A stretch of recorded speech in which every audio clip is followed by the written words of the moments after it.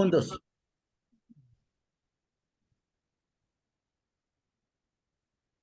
Muy buenas tardes, amigas, muy buenas tardes, amigos. Esta es una nueva emisión de la mesa de análisis de Politeia. Es nuestra 11ª emisión y bueno, cada programa va mejorando, eso espero yo, nos atendemos por supuesto a su mejor criterio, va mejorando la calidad de la reflexión que desarrollamos en este espacio. Nuestro compañero amigo Carlos Calderón Víez, a quien le doy la más cordial de las bienvenidas esta tarde. Muy Buenas buenas tardes, tardes, Carlos Velázquez. Calderón. Buenas tardes. Y pues estamos esperando que se incorpore en unos segundos más nuestro compañero Arturo López Flores. Eh, para hoy, pues jueves 9 de febrero del 2023, pues tenemos como siempre una agenda variada, una agenda que incluye temas de política internacional, temas de cultura y temas de política nacional y política local.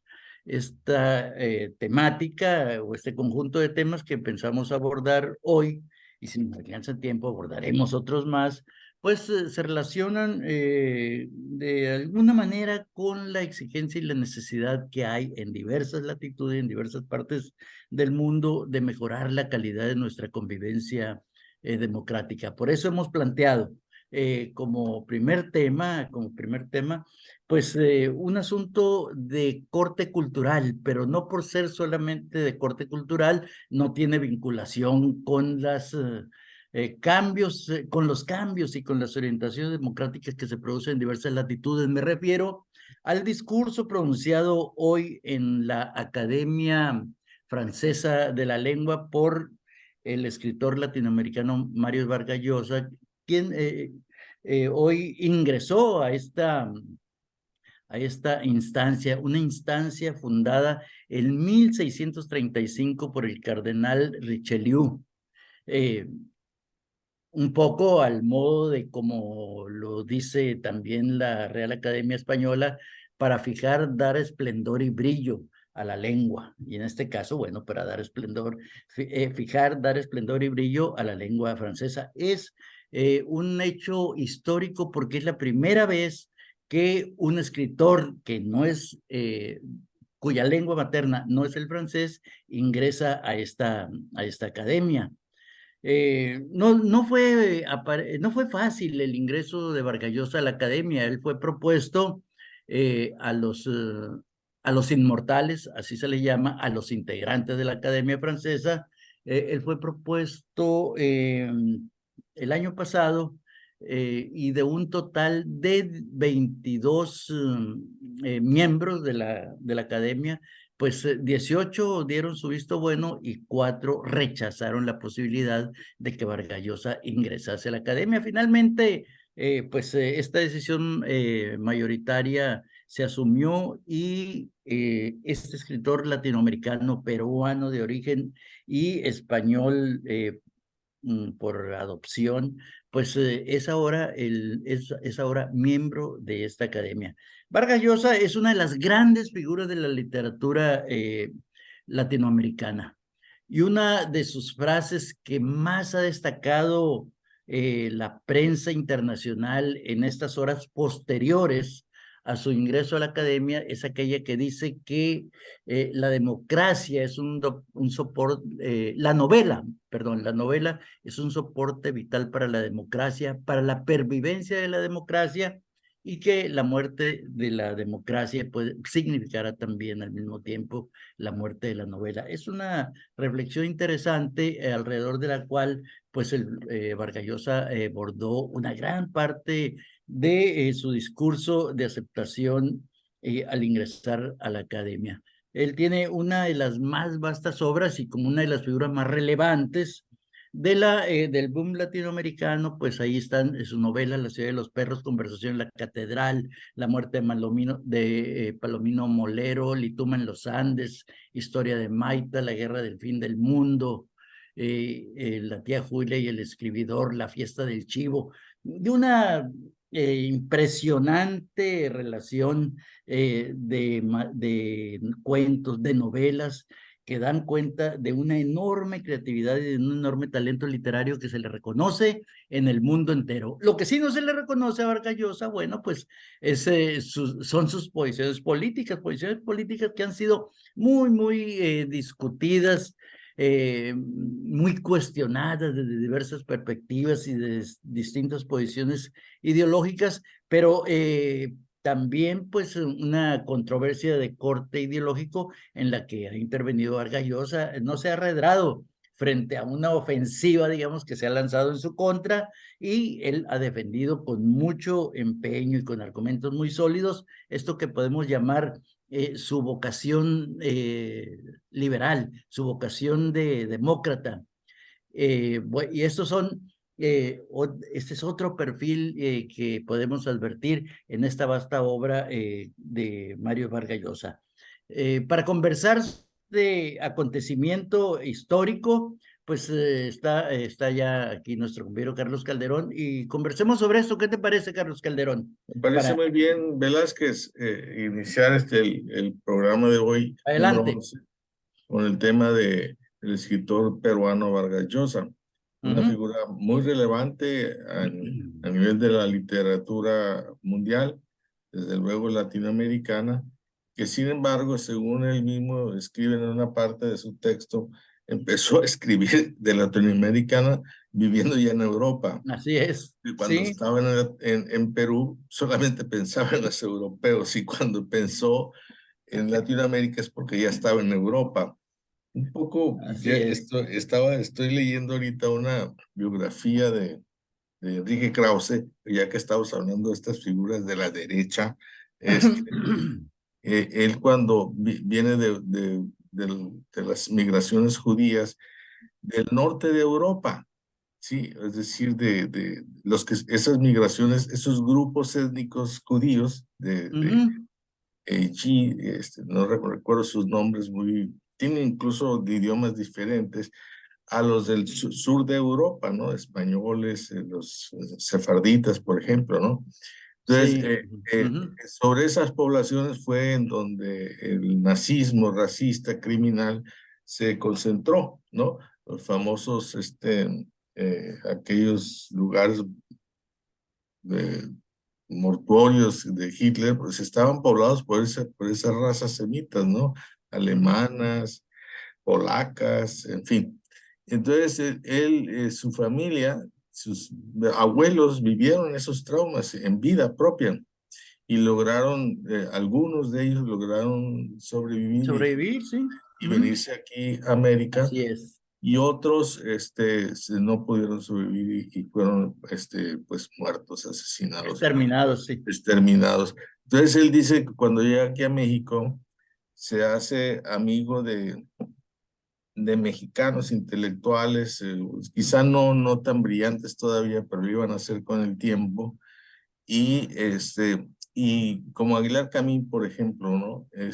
Y José Emilio Pacheco y esa gente, ¿no? Que estuvo en ese tiempo, era un poco en los 60s. Ujú. Ellos eran la generación que iría a tomar el rol estelar en los años siguientes, ¿no? Entonces, él decía que sus amigos mexicanos eh, le, le, le llevaban literatura judía cuando él quería leer la literatura mexicana. Entonces dice que fue Sí. aquí en México en donde realmente se puso a estudiar la cultura semita, ¿no? No Ujú. tanto en otras latitudes, sino fue aquí. Pues a Vargas se le ocurrió lo mismo. Empezó a pensar en Latinoamérica, fuera de Estando. Latinoamérica, y pues todas sus novelas estas que tú has enunciado ahorita, numerado, pues justamente tratan sobre los problemas sociales, políticos y culturales de esta región del planeta, ¿no? Así es. Ujú. Este, la historia de Maita, por ejemplo, pues es la historia de los tiempos de la guerrilla, ¿no? En que Latinoamérica vivía. Eh, él tiene otra, aparte de su renombre de talla mundial por la cuestión de la literatura, ¿no? Obra que no es incuestionada ni por sus más acérrimos enemigos ideológicos y Así es. políticos. Ujú. Este, él también tiene un renombre precisamente porque además de dedicarse a escribir, hace actividades políticas, incluso en alguna ocasión fue candidato a la presidencia de Perú. Ujú. Bueno, perdió notoriamente, ¿no? Sí. Sin embargo, ha sido su formación su formación anterior, antes de irse a Europa, era una formación, digamos, que tenía que ver con la realidad latinoamericana, con la pobreza y todo eso, y era realmente de reivindicación social. Casi se podría decir que era de izquierda, pero después Bueno, pues él fue miembro del Partido Comunista Peruano, por ejemplo. exactamente. Sí. Entonces, casi se puede decir que hizo una reconversión hacia el liberalismo, ¿no? Ah, Le- exacto. por, a mí no me gusta señalar a nadie de derecha porque se me hace que tiene un mote despectivo. No tengo ningún limitación para nombrar a alguien de izquierda porque ese término no tiene ese sentido peyorativo. Ese término es realmente ideológico, no es despreciativo hacia nadie a quien se le diga y todavía se usa, ya sea para culpar o ya sea para alabar. Pero cuando se dice de derecha, ya lleva en sí un germen, un sentido descalificativo, por lo tanto no Sí, me gusta excluyente, ¿no? Ujú. excluyente y por lo Así tanto no es. me gusta usarlo, porque creyendo que uno dice es de derecha ya te hablaste todo lo que tienes que decir sobre el tema, ¿no? Ujú. Entonces al mismo tiempo es una trampa pues es un recurso de la ignorancia, ¿no? También ese, ¿no? Andar Sí, descalificando de esa manera. así es, Entonces, exacto. a Vargas Llosa pues se ganó el mote de derecha por su activismo político y no solamente de lo que ocurría en Perú, sino de lo que ocurría en cualquier otra región de esta parte hispanoamericana, ¿no? Ujú. Eh, Creo que sí, él fue el que dijo que aquí éramos la dictadura perfecta, ¿no? Sí, Velázquez, él fue exacto. Sí, sí, sí, sí. que con el Ujú. PRI duró 70 años en el poder, pues esa es la dictadura perfecta que ha habido en esta región. Las demás dictaduras duraban a lo sumo 10 años o 3 años o 4 años, pero aquí llevan Sí, 70 años. tenían un horizonte Nunca, temporal mucho más corto. nunca se lo Sí, es perdonó porque era una metáfora muy apegada a la realidad. Entonces, Ujú. así como era ácido en su verbo, pues se ganó la inquina, el desprecio, la invectiva, en fin, los otros actores políticos de esta región. Pues él ya en Europa deja estas ideas originales y políticas que tenía aquí en Latinoamérica y se volvió realmente un intelectual liberal. Eh, Así es. eh, Quiero introducir ahorita una expresión sí, pues fue de Alfonso Reyes, precisamente, ¿no? De Alfonso Reyes, en donde la generación de políticos, de intelectuales y académicos jóvenes que recibieron sus clases, los veía con inquietudes de que si se dedicaban a leer o a escribir y a cosas de tipo intelectual, o se dedicaban a la actividad política. Entonces se le decía, miren, usted no puede usar el pico y la pluma, tiene que usar la pala o la pluma. ¿Qué es lo que quieres? ¿La pala? Dedícate a la pala. Si quieres la pluma, dedícate a la pluma, pero no las mezcles porque no se avienen, ¿no? Entonces, esa expresión sigue vigente porque lo siguen usando muchos intelectuales ahí que aquí se ponen un poco, se agrupan dentro de lo que se llama el campo de la derecha, alrededor de dos revistas han tomado su identidad. La primera fue Plural y la segunda me parece es Vuelta, ¿no? Eh, Ujú. la otra concentración en ese tiempo pues el suplemento cultural de Siempre y el suplemento cultural de Excelsior, que eran, Sí, digamos, los foros intelectuales de así es. mexicanos en ese Ujú. tiempo. Bueno, pues Vargas Llosa es una gran figura, dejó sus ideas sociales y también con mucho cuidado lo expreso porque no quiere decir que se volvió elitista, sino que dejó sus ideas sociales salpicadas de un socialismo que él dejó ya de observar o de siquiera de simpatizar. Ya también porque en la Unión Pues Soviética él, Carlos Calderón, hay que recordar, en aquellos años, en los años iniciales del boom, cuando la explosión literaria en América Latina, él también era, como era muchísimo intelectual o muchísimos sectores sociales simpatizantes de la Revolución Cubana. Él también fue un simpatizante más, ¿no? Sí, En así es. aquellos años, junto con García Márquez, junto con Sí, Cortázar, que eran las grandes figuras en las que se condensaba ese realismo mágico en América exactamente. Latina, ¿no? Sí, Sí, sí. sí, yo, con lo que acabas de decir, pues damos cuenta de que efectivamente en esa época de los 60 la intelectualidad traía la pluma y la plava y la pluma y la pala al mismo tiempo, ¿no? Así O es, sea, sí, sí, eran sí. hombres de letras, pero al mismo tiempo se expresaban, Militantes de la Revolución Social, ¿no? se expresaban social y políticamente Así y es. de Ujú, manera asombrosa, la gran mayoría en sus primeros años aplaudió ujú. la Revolución Cubana.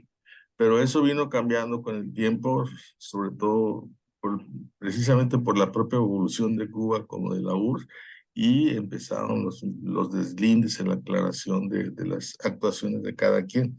En ese cambio, el cambio en Vargas Llosa fue de esas ideas sociales, no socialistas, hacia lo que ahora él defiende y proclama, el liberalismo político o democracia liberal, si se quiere, que es para mí, ya, ahora sí que me pongo en la misma cachucha, es la que me parece la opción que no hemos tenido y que creo que sería, por no decir, es la más prometedora que habría para América Latina y no tanto por la política, sino por los problemas sociales que todavía la tienen ahí en dificultad.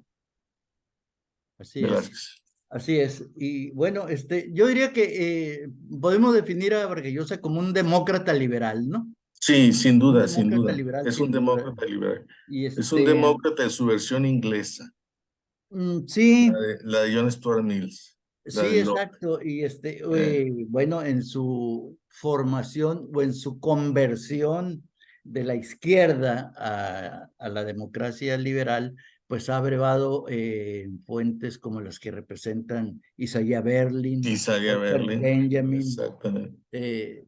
Karl Popper. En el Popper, caso sí. del pensamiento francés, pues es también una figura muy relevante de la filosofía francesa. Raymond Aron, por ejemplo, son gente alrededor de las cuales él ha reconfigurado su visión del mundo, ¿no? Su visión de Ajá. la vida, su visión Ujú, de la ujú. política. Así es. Y esta visión de la vida, pues también hay que decirlo, pues se asocia a su lectura inicial, a su lectura de formación, que fue decisiva en su vida como literato, la lectura de Flaubert, ¿no? A la que Ah, claro. él lo reivindica precisamente en este discurso Lo que aborda pronunció hoy, ¿no? con mucha atención aquí en su texto de Ajá, Madame Bovary es una Madame Bovary. supernovela extraordinaria, ¿no? Bueno, y es una novela que ha definido el rumbo de la vida literaria de Vargas Llosa. Y Ah, sí. él se considera deudor de esa obra y la reivindica plenamente. Pues uno de sus documentos básicos, creo que es su tesis de doctorado en filosofía y letras en la Complutense, lleva ese título, ¿no? Se llama Flaubert, la orgía perpetua, ¿no? Oh. Ese es un documento fundacional en su visión de la vida, en su visión de la sociedad, en su visión de la naturaleza. Bueno, pues eso es lo Oye, que... Velázquez, antes de cerrar el tema, entre Vargas Llosa y García Márquez hubo un conflicto, un lío de golpes, ¿no? Pero Sí, quizá que no respondió fue García Márquez, ¿no? sí se Pero dieron de golpes. sí se liaron a golpes, ¿no? Sí, sí. Nunca, bueno, creo que hasta la fecha no se sabe con exactitud cuál fue el motivo de la reyerta. Ha habido muchas especulaciones, ha habido mucho chisme y mitote alrededor del tema, Ah, ¿no? yo pensaba que tú Este, sabías la no, versión no, más no, no, real de una de las todo. visiones, una de los rumores o uno de los de las especulaciones más difundidas es de que García Márquez le dijo algo a la mujer de Vargallosa, Oh, ¿no? A Carmen mm, Patricia, por cierto, ¿no? Y que eso llegó a oídos de Vargallosa, no le gustó y un día se encontraron por ahí en algún evento y le soltó un mandoble, mandó la lona a García Márquez. Por cierto, hoy lo mencionó también en su discurso, ¿no? pues Mencionó a claro, Cortázar, a claro. Onetti, a Uslar Pietri, a Onetti, sí, y por supuesto dijo a Gabriel García A Márquez. Paz Creo que también lo no terminaron en mencionó. los mejores términos, ¿no? Pero bueno, Eh, como se dice luego, a un pastelero no le gusta que otro pastelero se le siente enfrente, ¿no? Bueno, Así puede es. ser este también un motivo, celos profesionales, celos entre escritores. Ha habido muchas especulaciones sobre los motivos del pleito, ¿no? Pero bueno, pues ahí tenemos ya a Vargallosa, primer literato, primer hombre de letras que sin tener como lengua materna el francés, es hoy miembro de la Academia de la Lengua Francesa. Ocupa el sillón número 18 y bueno, pues ojalá y contribuya a darle lustre y esplendor a la lengua francesa. Por cierto, estuve escuchando unos minutos su discurso. Por supuesto que lo pronunció en francés.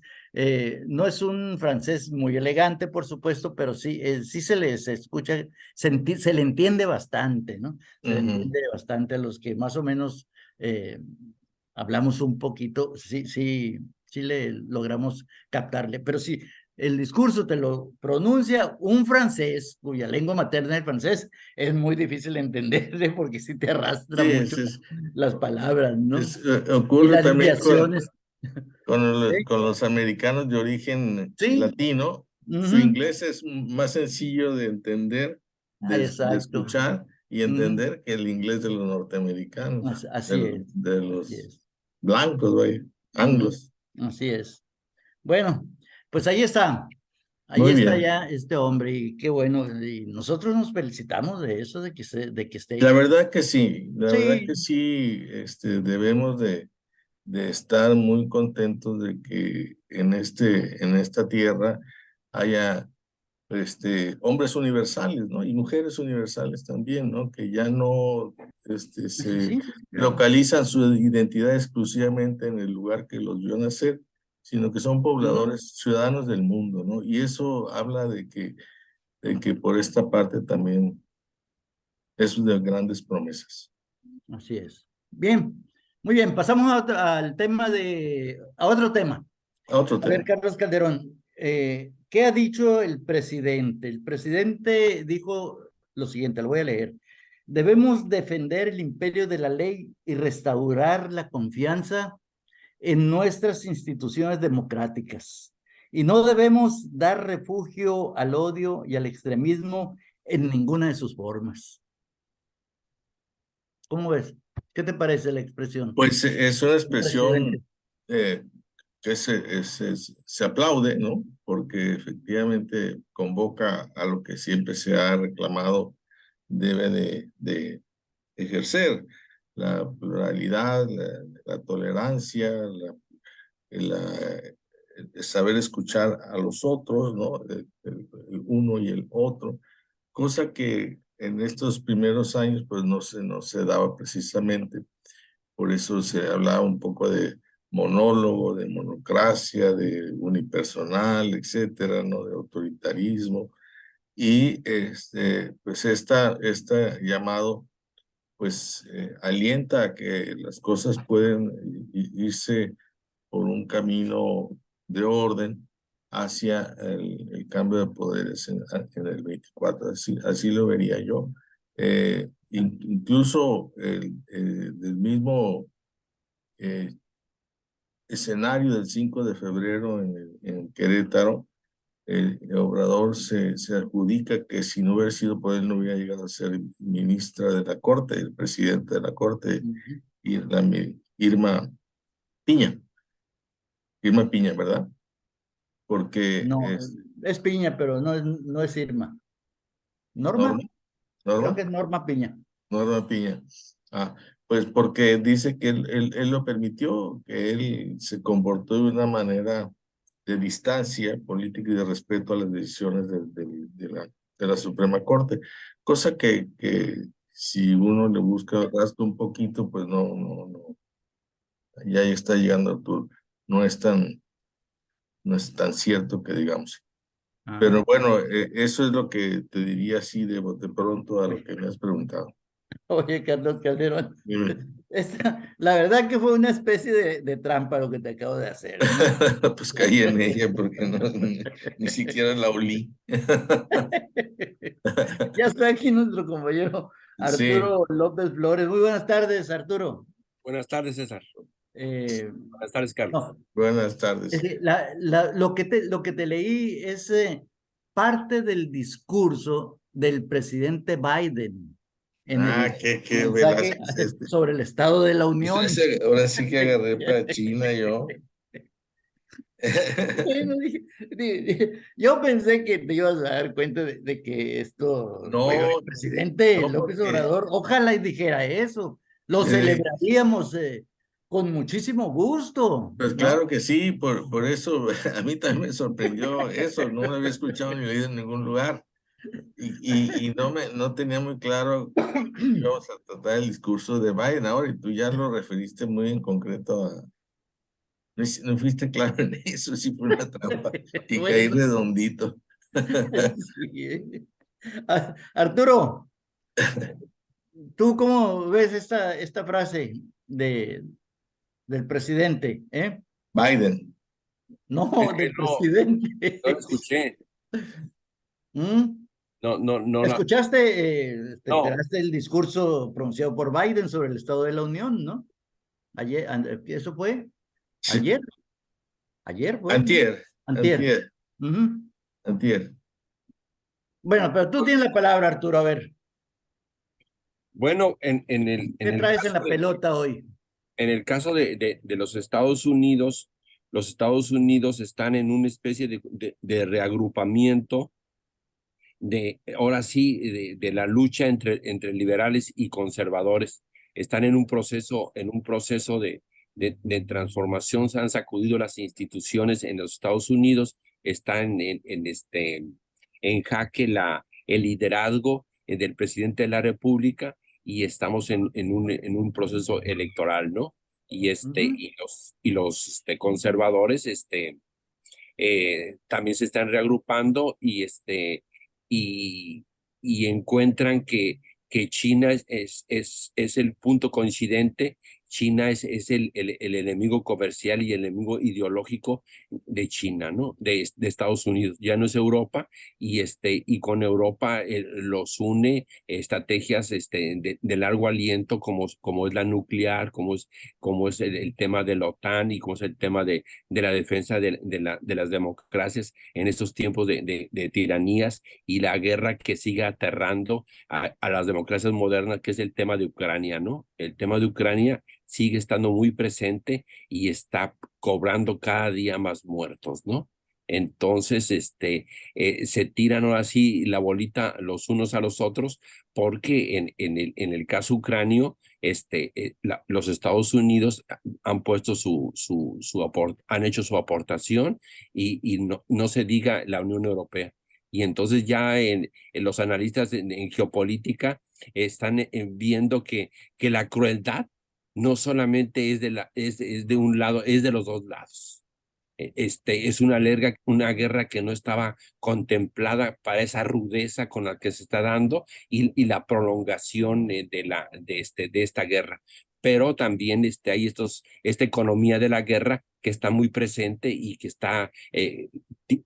va por sus dividendos monetarios, ¿no? Entonces, vamos a ver cómo se viene el final del proceso, el proceso sucesorio en Estados Unidos y vamos a ver que finalmente cómo termina el reacomodo geopolítico en el mundo, ¿no? Porque antes de la guerra de Ucrania el mundo era visto de una forma y hoy el mundo está visto de otra forma y el tema de la guerra y el tema de la polarización, de la balcanización en las regiones de Occidente es todo un peligro para la democracia moderna en general. Ok, bueno, realmente al tema de la guerra de Rusia contra Ucrania en el discurso de la Unión pronunciado por Biden, le dedicó poco espacio. Le dedicó poco espacio, insistió mucho, al contrario, en el tema de la necesidad de encontrar acuerdos y convergencias entre demócratas y republicanos. Fue un discurso en el estilo de los demócratas o de los miembros o dirigentes del Partido Demócrata de Estados Unidos, me refiero, la búsqueda de acuerdos, pactos y compromisos entre dos fuerzas distintas en el propósito de recuperar también parte de lo que se ha ido perdiendo en Estados Unidos durante los últimos años, esa influencia en el mundo occidental, producto de una política que de espaldas al resto del mundo practicada durante el mandato de Trump. Este tema fue un tema que ocupó una parte importante de la hora y 15 minutos que duró el mensaje de Biden. Pero en términos generales, yo destacaría eso.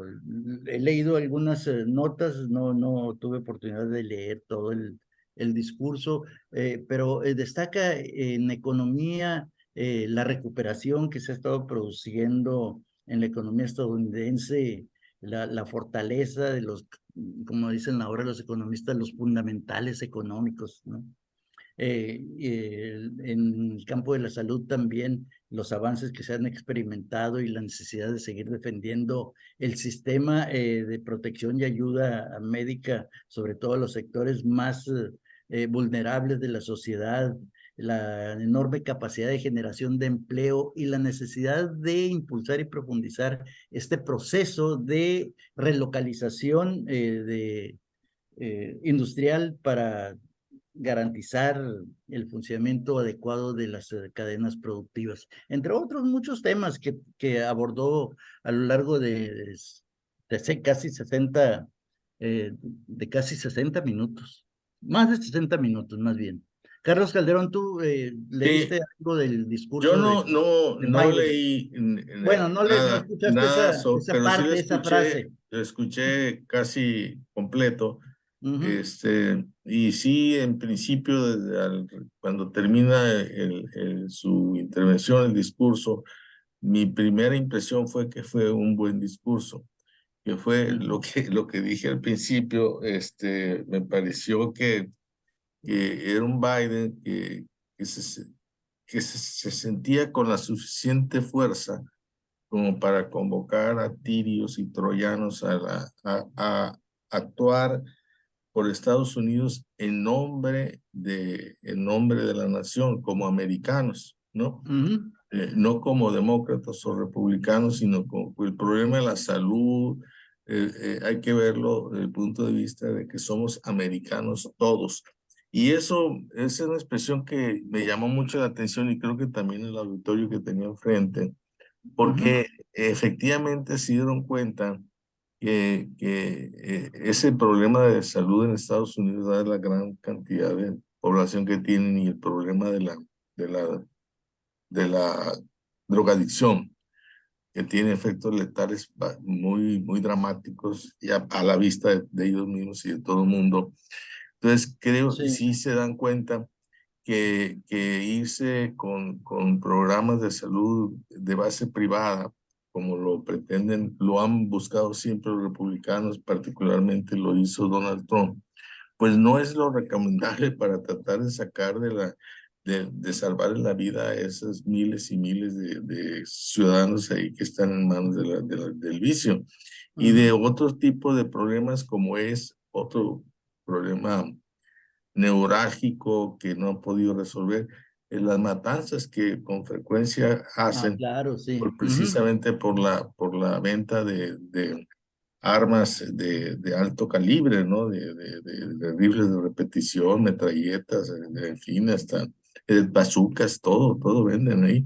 Entonces, creo que también ahí los republicanos noté que sí ya se dieron cuenta que no se va a prohibir la venta de armas, sino que al menos unas de ellas sí van a quedar restringidas a la venta del público y sobre todo, no se diga de la juventud. O sea, no, porque vengo a comprar una metralleta, ¿por qué la quiere?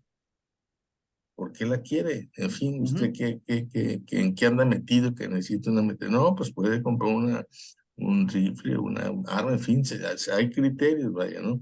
Entonces creo que ese tipo de Exacto, cosas sí, sí, sí. van a empezar se va a estar tomando ya más en serio, no se diga por los demócratas que siempre lo han visto de esa manera, sino también ahora por algunos republicanos que con los mismos ejemplos trágicos que se dan ahí, pues no les queda otra más que ver las cosas desde esa misma perspectiva. Entonces, y en cuanto a la visión con Ucrania y, o sea, la geopolítica, me parece que los Estados Unidos están teniendo una política muy acertada con respecto a la guerra de Ucrania e incluso también con respecto a la no guerra con China, pero que es una guerra comercial al fin. Muy acertada en términos de estar apoyando con armamento a los ucranianos. Ahora les van a enviar un buen lote de tanques supermodernos y de mucha eficacia militar, junto con los alemanes, España, incluso Italia, Francia también. O sea, van a reforzar el frente militar de los ucranianos para que esta avanzada que tiene Ucrania de los últimos 4 meses o 6 meses del año pasado, lo que va del presente, pues al menos no se detenga. Y también lo que es definitivo, ya no hay ni un metro de avance de los soviéticos de los soviéticos, se me viene a la mente, de los actuales rusos, con respecto al Sí. territorio invadido. Y China, que es el otro frente que es muy importante en esta política norteamericana, pues creo que esta guerra con Ucrania no le está beneficiando en nada, porque el liderazgo político, geopolítico en el mundo se está relocalizando hacia Occidente, hacia Europa y hacia Estados Unidos de América, ¿no? Y precisamente por el conflicto con Ucrania. Y China, que comercia con Europa y comercia con Estados Unidos, pues no está en los mejores momentos para seguir adelante con sus acuerdos comerciales y para esta estrategia intrusiva que tienen los países de que no son digamos, de Occidente o que no son de lo que antes se decía como primer mundo, África, algunas regiones de Latinoamérica y otras de Asia, ¿no? Entonces, creo que a China no le conviene la guerra, a Estados Unidos no está perdiendo gran cosa por esa guerra. Europa está pasando malos momentos por el frío, quizá, pero tampoco está perdiendo estratégicamente muy importante por la guerra. Y quienes sí, desde luego, pues, están sufriendo las peores consecuencias de este conflicto, pues son los mismos ucranianos, en donde los rusos, viendo que sus frentes de guerra directa, no tienen resultados importantes favorables a ellos, se están dedicando a hacer lo que han hecho desde el principio, desde enero pasado, ¿no? De bombardear los sitios, poblaciones civiles, hospitales, edificios de civiles, en fin, todo eso, y no objetivos militares. Eso, y al interior de Rusia, de que tienen un control de la información política muy, como si fueran socialistas todavía, ¿no? Como los cubanos o los mismos venezolanos, etcétera. Los ciudadanos ya se están dando cuenta de de lo que está ocurriendo con respecto a Ucrania, no tanto porque sean informados por los medios que están controlados, sino por las divergencias que hay en las élites gobernantes de la misma Rusia, donde tanto generales como los capitostes que gobiernan la economía, que controlan la economía rusa, pues están ya bastante preocupados de que los resultados de la guerra, de la invasión a Ucrania no están siendo los que hubieran esperado. Y Putin obviamente pues no da ningún informe de avance, de éxitos, de nada, excepto haberse quedado apropiado legalmente dos zonas limítrofes de ahí de la frontera del este, que ya las hicieron suyas mediante un decreto de ley. Pues eso es un decreto que nadie lo reconoce internacionalmente, ni los ucranianos, solamente Putin y su círculo cerrado que controla ese país. Esa sería mi opinión. El discurso de Biden fue un discurso muy, muy importante. Eso lo pone en la carrera por la reelección en el 2024, me parece también, ¿no? Y por el lado de su posible oponente, Trump, lo veo más callado que nunca. Lo veo mucho más arrinconado que nunca. No es porque no puede salir hacia afuera, sino que sale hacia afuera y nadie lo está esperando.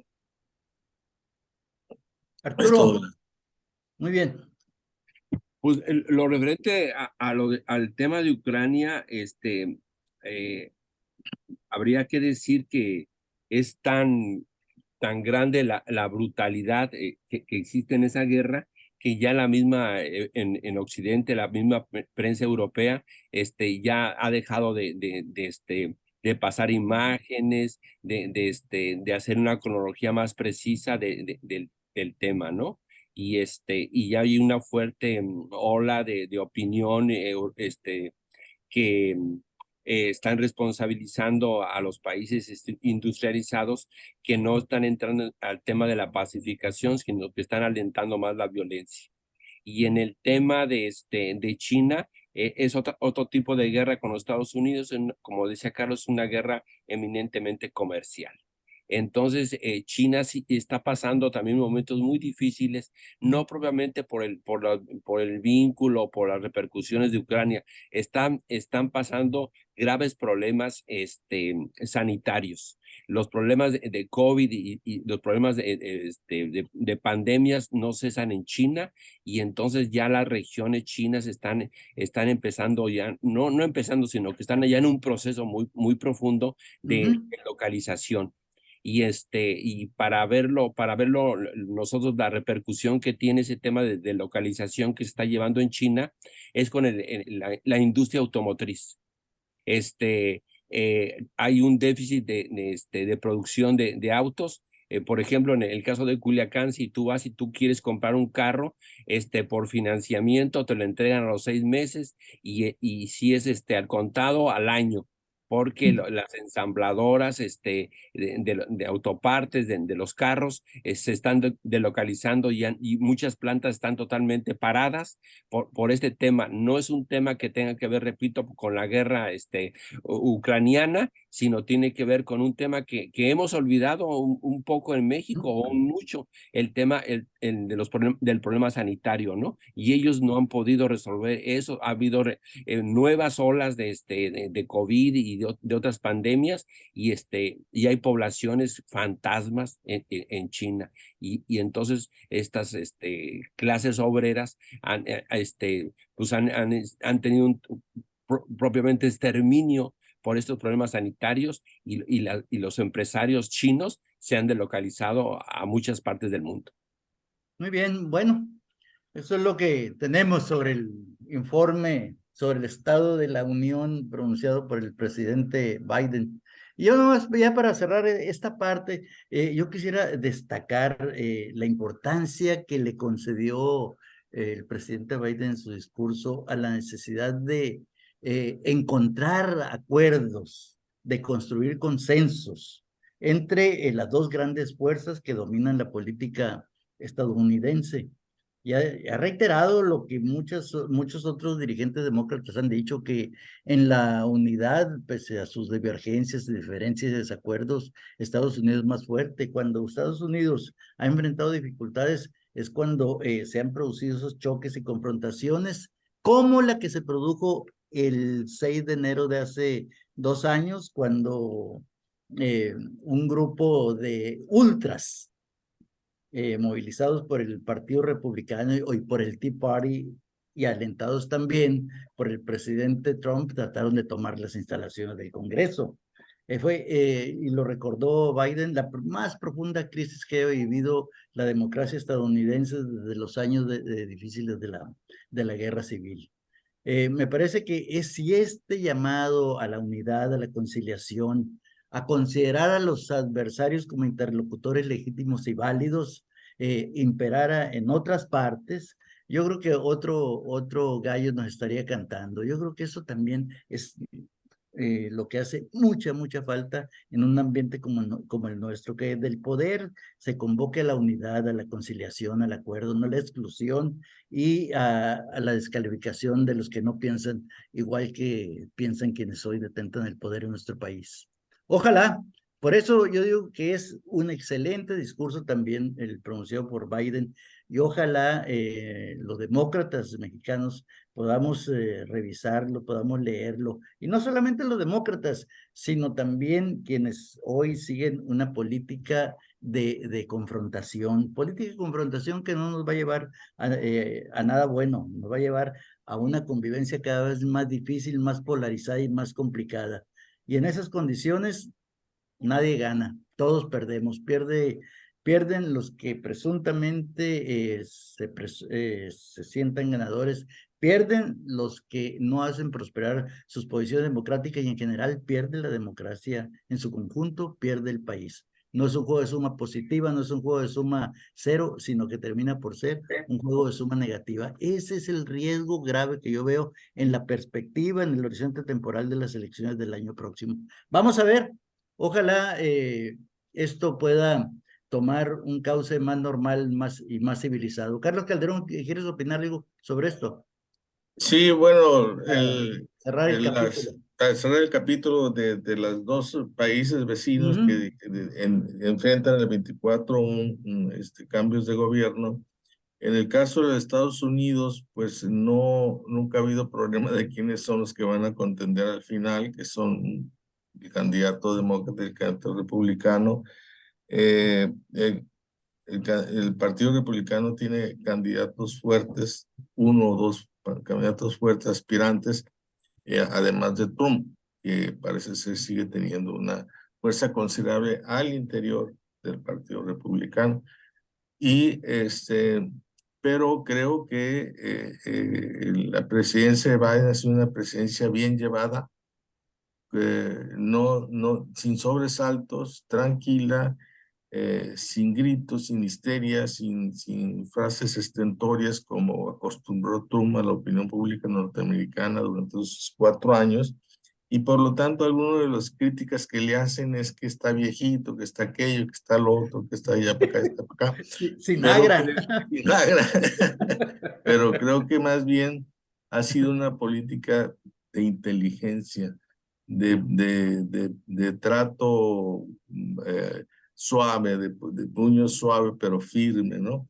Y se está viendo precisamente en este informe a la Nación que dio, en donde tanto su discurso como la recepción que tuvieron, no se diga los demócratas, sino también en promedio los republicanos, una recepción que no se desaprueba el contenido de ese discurso, y los llamamientos que hizo menos los desaprueban porque los invitan a entrarle a los temas de América como americanos y no como miembros del partido. Eso es por la parte de Estados Unidos, de Norteamérica, y por la parte de México, pues aquí todavía no podemos ver con optimismo, tampoco lo vemos con pesimismo, desde luego, pero no podemos verlo con optimismo desbordado, porque todavía faltan aquellas reacciones, aquellas políticas, aquellos llamamientos del frente gobernante de Morena y López Obrador, en donde le den a la ciudadanía en su conjunto cierta tranquilidad de que las elecciones del 24, gane quien gane, serán llevadas de modo democrático. No se puede esperar eso, no es precisamente porque uno de los actores o los recursos, es más bien la estructura de la democracia que está vertebrada en la institución llamada Instituto Nacional Electoral, ¿no? Sí. La estructura está siendo objeto de ataques, tanto de Obrador como de Morena, ataques que son ad hominem, ¿no? Que es a dos personas, a Lorenzo Córdoba y a Ciro Murayama. no Murayama, pero también ataques que son a la misma institución. Sí es. Tanto es así que en el Consejo General del INE ocurrió algo muy importante. Ahí esos consejeros del INE no son miembros de partido, pero sí tienen como orígenes diversos. Y esos orígenes sí tienen que ver con preferencias políticas o con identidades ideológicas o de ideas, ¿no? Por ejemplo, si estos se pusieron en el gobierno de Peña Nieto, estos en el de Obrador, estos vienen de no sé cuándo. Entonces, un poco sí se habla de eso, ¿no? Igual en la Corte.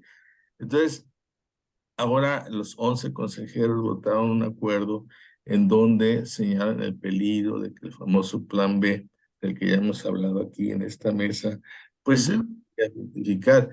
Creo que de todo, me parece que no va a fructificar, que va a volver a ser otro fracaso, como lo fue el Plan A, y que por lo pronto, en ese ámbito de la institucional, de las reglas, de la legalidad, va a haber, todavía va a haber ese armazón legal y ese orden, ¿no? Que sustenta el armazón, pero queda otra puerta en donde las cosas puedan descomponerse, que es el mal uso de las estructuras de gobierno en las campañas mismas, ¿no?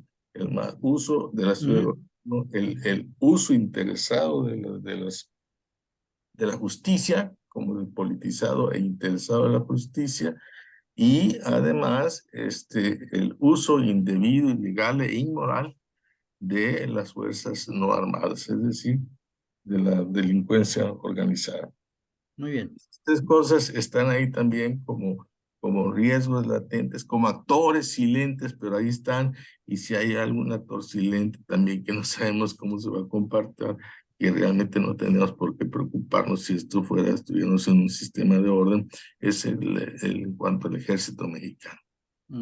Si fuera un ejército tradicional como lo fue durante tantos años, pues no tienes que preocuparnos, pero ahora sí, porque ya no es ese ejército de hace 10 años atrás, es un ejército que es ejército gerencial, ¿no? Que maneja dinero, tiene recursos, tiene intereses, tiene ese tipo de cosas que generan apetitos políticos e intereses de otro tipo. Eso sería, Velázquez. Muy bien, pues prácticamente se nos ha agotado el tiempo, pero nos queda un tema, el del tarifazo carretero, eh, la maxipista, la maxipista, una maxipista de dos velocidades, una velocidad que es la de las tarifas que se han disparado ya la estratosfera y otra velocidad que es la velocidad a la que puedes transitar por una carpeta asfáltica llena de hoyos y baches en las que estás poniendo permanentemente en riesgo tu vida al transitar por ella en un vehículo. Le doy la palabra rápidamente a Arturo para que nos dé su opinión sobre este tarifazo carretero. Arturo. Pues son políticas neoliberales que llegaron para quedarse. Andrés Manuel López Obrador, no nos debe engañar a nadie, es un conservador y y desde que llegó su política ha sido una política neoliberal. No sé por qué nos espantamos de que suban esas tarifas carreteras y el estado está vaciado completamente. hay una crisis del Estado y una crisis de la gestión de gobierno y no hay dinero. No hay dinero, la economía está en bancarrota, no solamente lo perciben las clases de bajos recursos, también de la clase media y la misma y la gente del dinero, y la economía está en bancarrota. Entonces, Andrés Manuel López Obrador tiene que jalar de acá, jalar de allá para seguir con sus programas sociales que no los va a soltar hasta el 24, y no nos debemos de sorprender de estas y otras medidas que va a ir apretando, va a ir ensamblando de tal forma de que saque adelante su proyecto, porque Andrés Manuel López Obrador habla mucho de la democracia, pero a la hora de la operación democrática, no hay tal. Está desmantelando las instituciones del Estado, estas instituciones que le daban eh, cierta pluralidad, había diálogo, había acuerdo político, y todo esto se está yendo al carajo. Y la ley electoral, ya ganó López Obrador en el plan B, porque está haciendo lo que quiere en el terreno de la sucesión presidencial. Hicieron un lado el tema de la propaganda política, la pasaron a información política, y ya no hay quien lo pare. Entonces, lo que pueda hacer Lorenzo Córdoba en estos 2 meses son pequeños bálsamos que no van a resolver la embestida de Andrés Manuel López Obrador en el 24. Y quisiera, aunque ya para finalizar, retomar rápidamente el tema del Estado de México, y recordarle al auditorio que, que el Estado de México tiene una ley de coaliciones, entonces, ley de gobierno de coaliciones. Entonces, eso es es una legislación de avanzada, y que el 4 de junio puede tener el PRI el primer gobierno de coalición. Y eso sería una bocanada muy fuerte, muy poderosa para la joven democracia mexicana, que antes del 24 se instituyera un gobierno de coalición, como se piensa que se puede dar el acuerdo.